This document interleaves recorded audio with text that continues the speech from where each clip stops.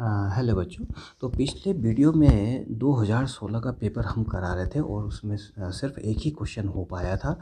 तो आगे के क्वेश्चनों को हम देखते हैं कि आगे क्वेश्चन जो है किस तरह से कराए गए हैं। तो यहाँ पर देखिए क्वेश्चन नंबर 27 ये कह रहा है 4 अंकों की सबसे बड़ी और सबसे छोटी संख्या, यानी 4 अंक की सबसे बड़ी और 4 ही अंक की सबसे छोटी संख्या का अंतर होगा। अंतर, डिफरेंस यानी घटाना।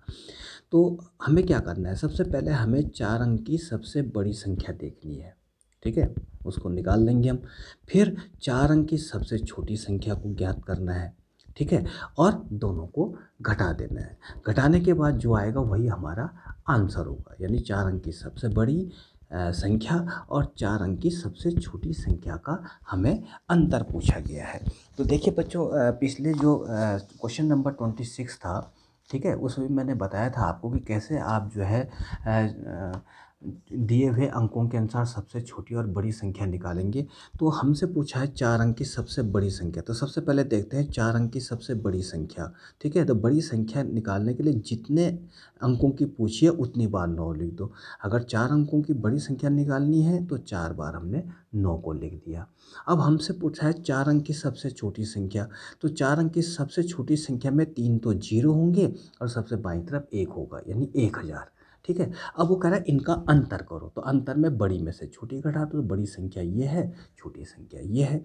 अब घटाते हैं, 9 में से 0 घटाया 9, 9 में से 0 घटाया 9, 9 में से 0 घटाया 9 और 9 में से 1 घटाया 8। ये इनका अंतर आ गया। ठीक है, 8999। तो देखिए हमारा उत्तर 8999 है कि नहीं है? बिल्कुल है। तो क्वेश्चन नंबर 27 का आंसर हो जाएगा बी। अब देखिए क्वेश्चन नंबर 28 देखिए क्या कह रहा है कि एक विद्यालय में 600 विद्यार्थी हैं। ठीक है, और उन 600 विद्यार्थियों में से 240 तो बालिकाएं हैं। ठीक है, और निकालना क्या है, विद्यालय में बालकों का प्रतिशत। तो सबसे पहले ये निकालना पड़ेगा कि 600 में से 240 तो बालिकाएं हो गई, तो बालक कितने होंगे? 600 में से 240 घटा दो। ठीक है, बालक आ गए। अब बालकों की परसेंटेज निकालनी है कि बालक कितने प्रतिशत हैं। ठीक है, तो सबसे पहले बालकों की संख्या, फिर बालकों का प्रतिशत निकालते हैं। ठीक है, ध्यान देना है कि क्या दिया हुआ है, क्या निकालना है। ठीक है, तो यहाँ पर हमने देखा, हमने सवाल को ऐसे लिख दिया। ठीक है, सबसे पहले हमने एक मैप बनाया कि 600 तो कुल कितने हैं? विद्यार्थी हैं। 600 विद्यार्थी, इसमें 240 तो बालिकाएं हैं। ठीक है, अब हमें बालकों का डिटेल निकालना है। तो बालक कितने होंगे? 600 में से 240 घटा दीजिए। तो 600 में से 240 घटाएंगे तो हमारा 360 आएगा। ठीक है, और इनका टोटल 600 ही होना चाहिए। बालक प्लस बालिका इज इक्वल टू 600 थे, तो 360 और 40 400 और 200 600 आ रहा है। ठीक है, अब हमें 360 तो बालक है, लेकिन बालकों की परसेंटेज निकालनी है। ठीक है, तो इसको पहले भिन्न के रूप में लिख देते हैं। तो टोटल विद्यार्थी हैं 600 और 600 में से 360 बालक हैं। ये चीज़ हमें ध्यान रखनी है कि हमने इसको भिन्न के रूप में कैसे लिखा। ठीक है, तो 360/600 हो गया। ठीक है, अब भिन्न के रूप में हो गया तो इसको हम आराम से प्रतिशत के रूप में बदल सकते हैं। ठीक है, तो किसी भी भिन्न को प्रतिशत में बदलने के लिए हम 100 से गुणा करते हैं, बाहर प्रतिशत का चिन्ह लगा देते हैं। ठीक है, तो 360/600 गुणा गया 100। अब इसको सॉल्व करना है हमें। देखिए लास्ट जीरो से ये कैंसिल हो गया, इससे ये कैंसिल हो गया। तो हमारे पास यहाँ 1 बचा, 360 एकम 360/6, यहाँ 6 बचा। ठीक है, अब 6 का भाग 360 में दे देना है। 6 छक्का 36 और 0 को 0, 60%। तो 60% हमारा क्या हो गया? बालक हो गए।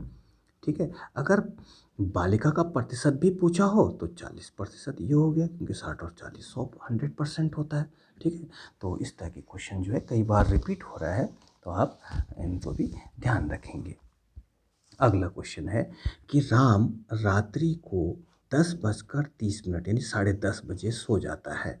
ठीक है, और प्रातः 5:30 उठता है।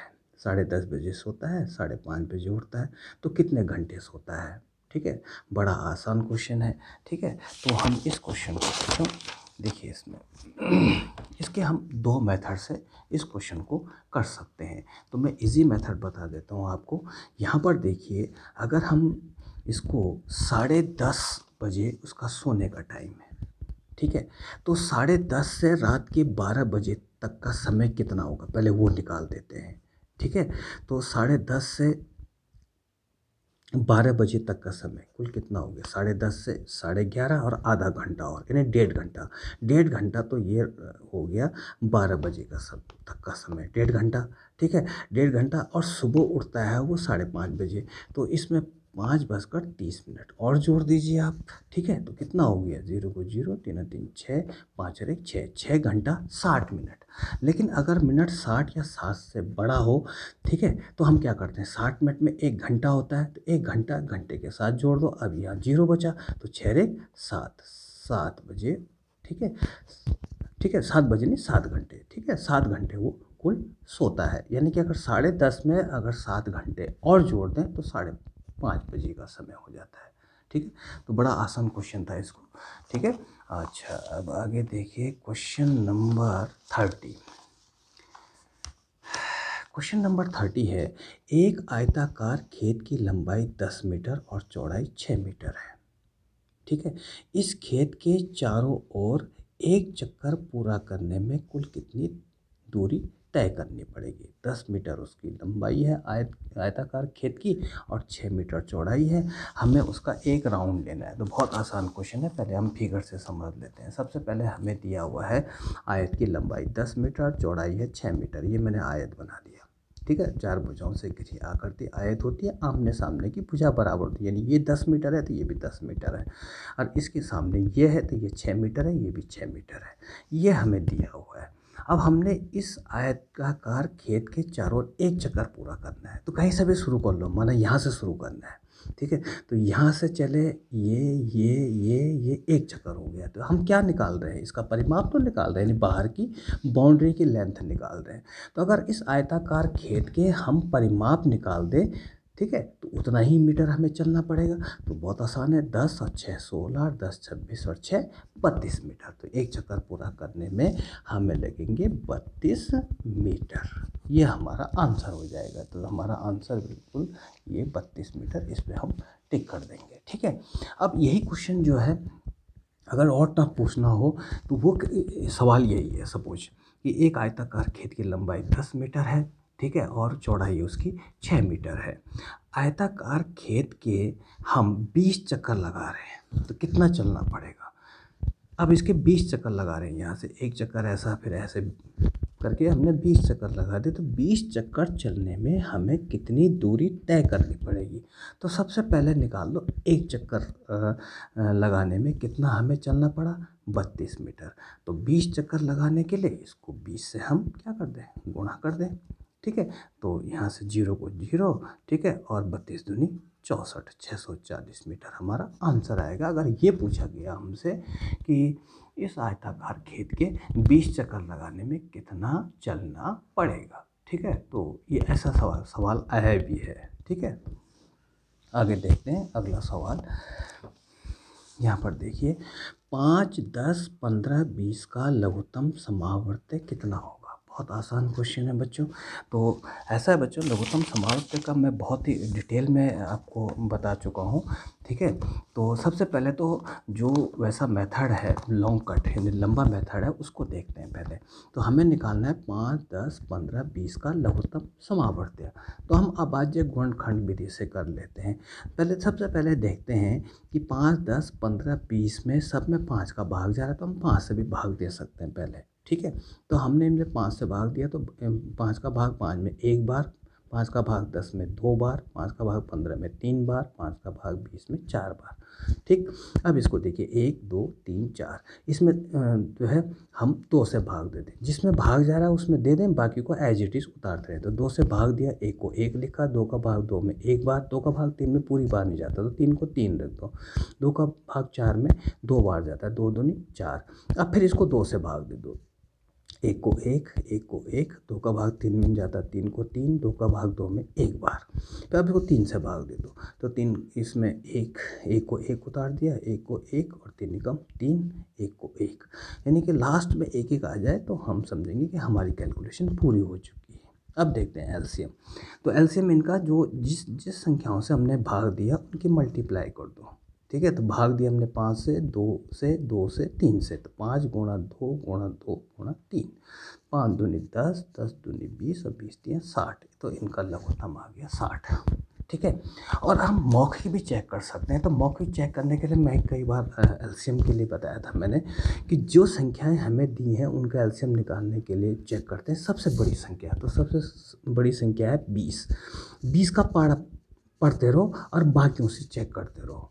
देखिए हम 20 से कम 20, 20 में 15 का भाग नहीं जाता, तो आगे बढ़ो, 20 दूनी 40, 40 में 15 का भाग नहीं जाता, 20 दिए 60, अब देखते हैं 60 में 15 का भाग भी जाता है, 10 का भी जाता है, 5 का भी जाता है, तो एलसीएम 60 हो गया। देखो मौखिक रूप से भी हमने चेक कर लिया। तो मौखिक विधि से भी आप सीख लिया करो कि मौखिक विधि से कैसे जो है एलसीएम जो है हम निकालते हैं, ठीक है बच्चों। तो ये हमारा 60 करेक्ट आंसर हो गया।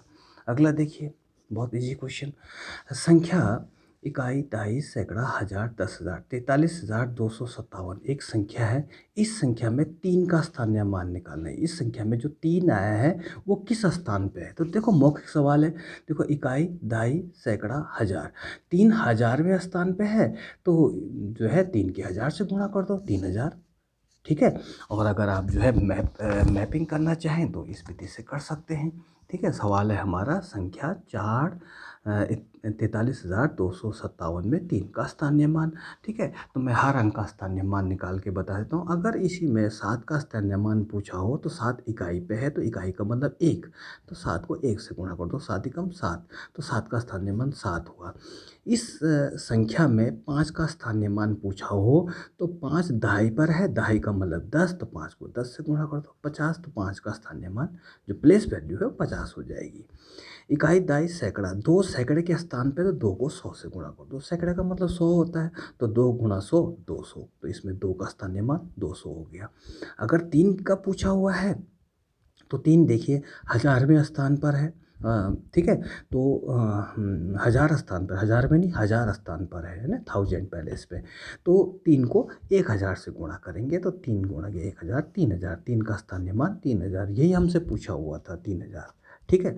अगर इसी में 4 का स्थानीय मान पूछा होता तो 4 है 10,000 पे, तो 4 को 10,000 से गुणा करेंगे, ठीक है। तो 10,000 चौको 40,000, तो 4 का स्थानीय मान 40,000, 3 का स्थानीय मान 3000, 2 का 200, 5 का 50, 7 का 7, ठीक है। तो बहुत इजी क्वेश्चन था।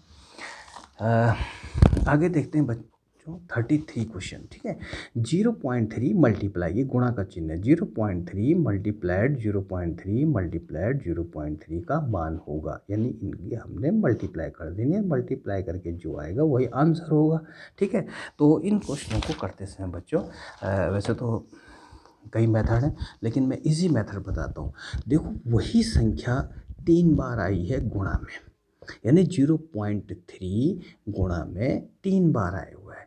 तो थोड़ी देर के लिए बच्चों ऐसा करते हैं कि डेसिमल को हम भूल जाते हैं, ठीक है, थोड़ी देर के लिए छोड़ दो उसको।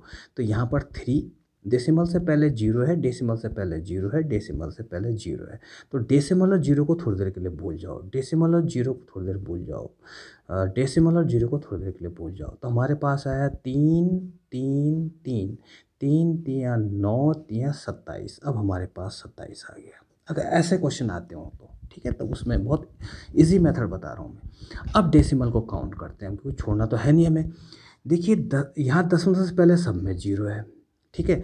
अब दशमलव के बाद देखते हैं, दशमलव के बाद इसमें 1 अंक है, दशमलव के बाद इसमें 1 अंक है, दशमलव के बाद इसमें 1 अंक है, तो कुल 3 अंक हो गए, 1 अंक 2, 1 और 1 2 और 1 3, 3 अंक। तो हमें दशमलव के बाद 3 अंक लगाना है, ठीक है। और हम चलते हैं दाएं से बाएं की तरफ। तो डेसिमल जो है अगर हमें लगाना है 3 अंकों बाद, तो 1 अंक 2 अंक, तो तीसरा अंक अपनी तरफ से 0 लगा दिए और यहाँ डेसिमल लगा दीजिए, ठीक है। और इसको खुला नहीं छोड़ते, तो इससे पहले भी 0 लगा दीजिए। तो डेसिमल के बाद 3 अंक हो गए, देखो 1 अंक 2 अंक 3 अंक। इन जो डेसिमल के बाद नंबर ऑफ डिजिट है, दशमलव का 1 अंक, दशमलव का 1 अंक, दशमलव का 1 अंक, तो दशमलव के 3 अंक। तो दशमलव के बाद 3 अंक लगाने के लिए हमें दाईं तरफ से बाईं तरफ को जाना पड़ता है, और कितने अंक जाएंगे इसके अनुसार 3 अंक। तो हमारा आंसर हो गया 0.027, तो 0.027 ये वाला आंसर हमारा सही है, ठीक है। तो इसमें मैं जो डेसिमल की मल्टीप्लाई है मैं इसका वीडियो बना चुका हूँ, वहाँ पूरा डिटेल में बताया कि क्यों गया डेसिमल के बाद ये जो है, यहाँ पर हमने 3 अंकों के बाद डेसिमल क्यों लगाया उसका कारण भी मैंने वहाँ पर बताया हुआ है।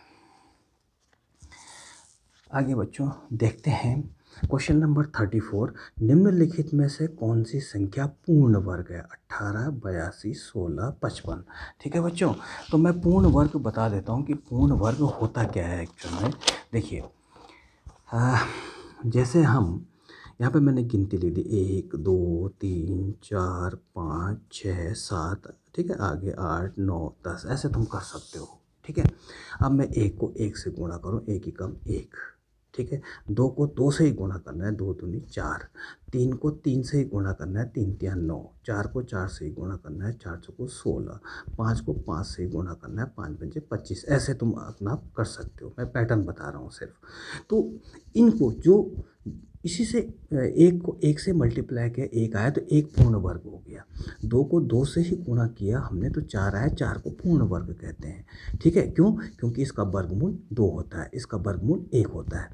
अब हमने 3 को 3 से गुणा किया, 9 आया, तो 9 को पूर्ण वर्ग कहते हैं हम। ठीक है, और किसका पूर्ण वर्ग है? 3 का। 4 को 4 से गुणा किया, 16 आया, तो 16 भी पूर्ण वर्ग है। ठीक है, 5 को 5 से गुणा किया तो 25 आया, 25 भी पूर्ण वर्ग है। ठीक है, इस तरह से आप जो है 6 का वर्ग कितना होगा? 36 होगा। ठीक है, 7 का वर्ग कितना होगा? 49 होगा। 8 का वर्ग 8 गुणा 8 बराबर 64। अगर आपसे पूछे 9 का वर्ग कितना होता है तो 9 गुणा के 9 81। 10 का वर्ग कितना? 10 गुणा 10 100। तो इन संख्याओं को पूर्ण वर्ग कहते हैं। ठीक है, अब देखिए आपका अब आपकी समझ में आ गया होगा कि कौन सी पूर्ण वर्ग है। देखो 18 जो है अभी हमने जो निकाला उसमें 18 नहीं है, इसमें 18 नहीं है, तो 18 पूर्ण वर्ग नहीं है। 18 के बाद जो है 82 दिया हुआ है, देखो 82 कहीं है? नहीं है, तो 82 पूर्ण वर्ग नहीं है। 16 दिया हुआ है तो 16 है, देखो बिल्कुल, तो 16 जो है पूर्ण वर्ग है। ठीक है, 55 इनमें नहीं आ रहा है तो 55 भी पूर्ण वर्ग नहीं है, तो हमारा आंसर होगा 16 पूर्ण वर्ग है। तो मैं समझता हूँ आपको पूर्ण वर्ग समझ में आ गया होगा। ठीक है बच्चों, तो बच्चों इस तरह से आज हमने जो 3 क्वेश्चन जो है इससे पहले 2018 के किए। ठीक है, और 8 क्वेश्चन जो है हमने ये 2016 के पेपर से कराया। तो इसमें जो है मैं समझता हूँ कि वीडियो काफ़ी लंबा हो जाएगा, तो इसके जो बाकी क्वेश्चंस हैं हम नेक्स्ट वीडियो में कवर करेंगे जितने हो सकते हैं। तो ये 2016 का तो बहुत इजी पेपर आया हुआ था। ठीक है, क्योंकि हम इससे ज़्यादा टफ क्वेश्चन करा चुके हैं। ठीक है बच्चों, तो खूब प्रैक्टिस कीजिए और मिलते हैं फिर नेक्स्ट वीडियो में कुछ नए क्वेश्चन को लेकर। Till then bye bye.